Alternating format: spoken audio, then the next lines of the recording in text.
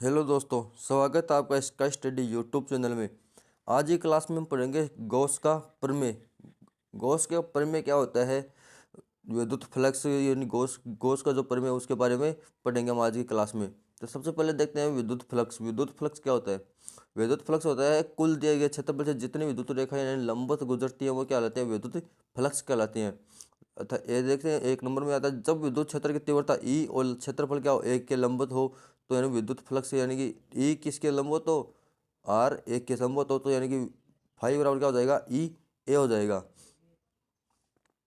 यदि ई एवं ए लंबवत नहीं है तो यानी कि लंबवत नहीं है तो यानी कि फाइव बराबर क्या हो जाएगा, ई ए कोस थीटा आ जाएगा। इस स्थिति में देखो, ई ए कोस थीटा। यदि थीटा बराबर जीरो हो तो फाइव बराबर क्या हो जाएगा, ई ए। अर्थात किसी पृष्ठ के लंबवत गुजरने वाला विद्युत क्षेत्र का अधिकतम फ्लक्स क्या होता है, उत्पन्न करता है। और जब थीटा बराबर 90 डिग्री हो तो यानी फ्लक्स क्या हो जाएगा, जीरो हो जाएगा। फाइव बराबर जीरो, अर्थात किसी पृष्ठ के समांतर विद्युत क्षेत्र से कोई विद्युत फ्लक्स उत्पन्न नहीं करता है। यदि थीटा बराबर 180 डिग्री हो तो फाइव बराबर क्या हो जाएगा, माइनस ई ए आ जाएगा। फाइव का मान माइनस ई ए आ जाएगा। फाइव का मान माइनस ई ए हो जाएगा। विद्युत फ्लक्स क्या है, एक अदिश राशि है। और विद्युत फ्लक्स का ऐसा ही मात्रा क्या होता है, वेबर होता है। वेबर किसको बोलते हैं, न्यूटन इंटू मीटर प्रति कुलाम। वोल्ट मीटर या सीजीएस में वोल्ट मीटर भी बोलते हैं इसको। देखो तथा जूल मीटर इंटू गुलाम हो जाएगा। अब सीजीएस पद्धति में यानी कि विद्युत फ्लक्स का मात्रक होता है वो क्या होता है, मैक्सवेल होता है। विद्युत फ्लक्स का यानी विमा सूत्र हो जाएगा एम एल की पावर 3 टी की पावर -3 ए की पावर -1 आ जाएगा। विद्युत विमा सूत्र आ जाएगा इसका। नोट, किसी तल से विद्युत बल रेखाएं रेखाएं निकल रही हैं तो उससे यानी कि बद्ध विद्युत फ्लक्स धनात्मक होता है। और यदि बल रेखाएं पृष्ठ के अंदर की ओर हैं तो विद्युत फ्लक्स क्या होता है, बाहर की ओर ऋणात्मक होता है। अरे विद्युत क्षेत्र ई क्या होता है, विद्युत क्षेत्र ई होता है प्रति इकाई क्षेत्रफल से में उत्पन्न फ्लक्स को क्या कहते हैं, विद्युत क्षेत्र कहते हैं। प्रति इकाई क्षेत्रफल में उत्पन्न क्या कहते हैं, उत्पन्न फ्लक्स को क्या कहते हैं, विद्युत क्षेत्र कहते हैं। और ये क्या है, विद्युत क्षेत्र का एक सदिश राशि है और इसका यानी मात्रक हो जाएगा न्यूटन प्रति कूलाम हो जाएगा। अब देखो हमारा टॉपिक है वो शुरू से था गॉस प्रमेय। गॉस प्रमेय क्या होता है, गॉस प्रमेय के बारे में पढ़ेंगे हम।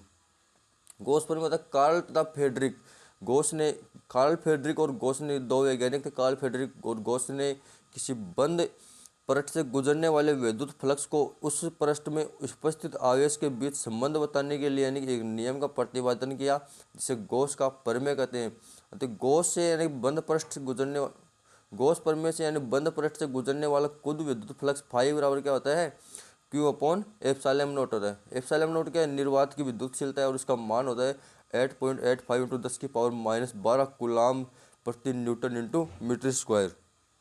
और देखो बंद पृष्ठ में यानी कि स्पेशल पॉइंट आता है कि बंद पृष्ठ में क्यू नेट कितना हो जाएगा, बंद पृष्ठ में क्यू नेट हो जाएगा Q1 minus Q2 minus Q3 plus Q4 हो जाएगा बंद पृष्ठ में नेट। यदि आवेश बंद पृष्ठ के बाहर स्थित हो तो उस बंद पृष्ठ से यानी गुजरने वाला विद्युत फ्लक्स कितना होता है, शून्य होता है।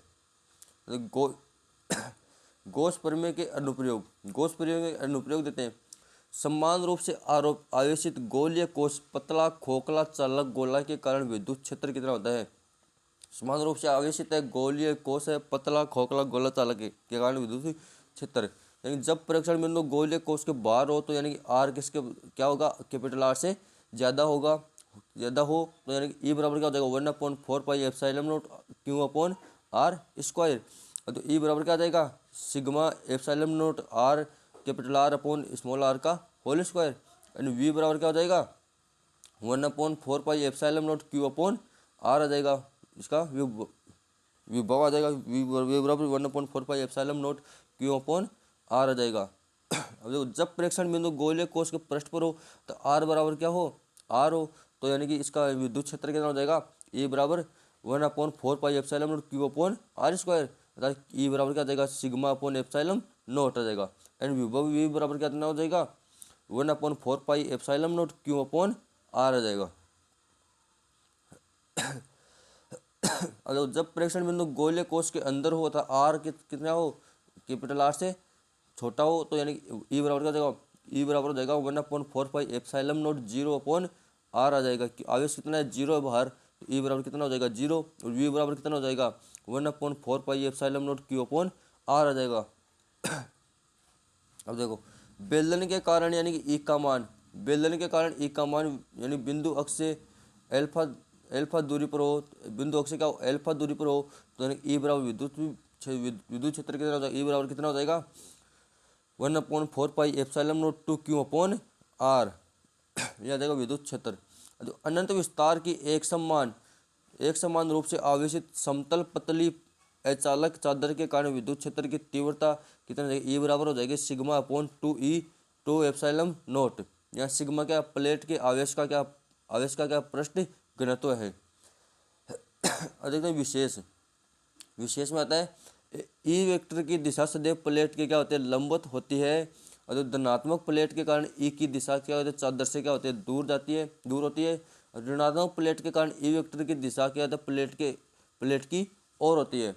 और 4 नंबर आता है अनंत विस्तार के समान रूप से आवेशित तार के कारण इससे r दूरी पर उत्पन्न विद्युत क्षेत्र की तीव्रता वो कितनी होती है, विद्युत क्षेत्र की तीव्रता होती है ई बराबर λ/2 pi epsilon naught r।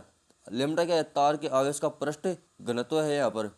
5 number आता है, 5 नंबर देखते हैं अनंत विस्तार तथा परिसीमित मोटाई वाले समतल चालक के कारण ठीक बाहर विद्युत क्षेत्र की तीव्रता कितनी हो जाएगी, ई बराबर हो जाएगी σ/E0 हो जाएगी एप्सिलॉन नॉट। सिग्मा क्या, चालक के आवेश का क्या पृष्ठ घनत्व है। विशेष देखते हैं उपयुक्त सूत्र से किसी भी आवर्ती के चालक के लिए क्या है, सत्य है।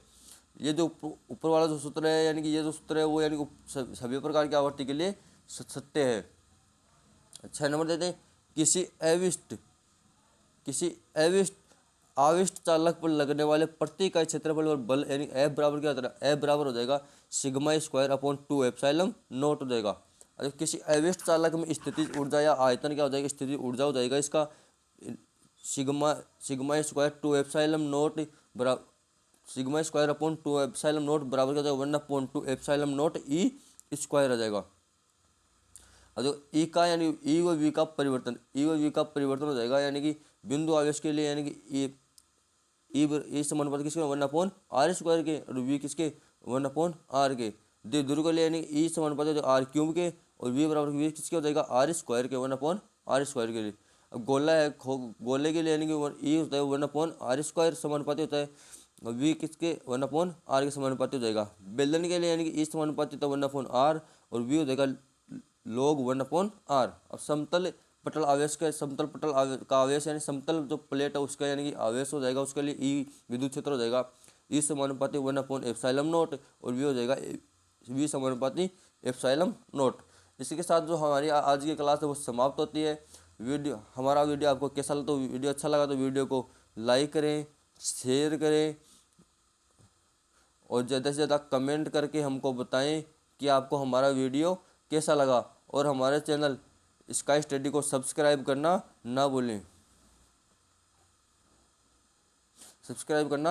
भूलें। इसी के साथ मिलते हैं नई क्लास में नई वीडियो के साथ, नए टॉपिक के साथ। Thank you so much. जय हिंद, जय भारत।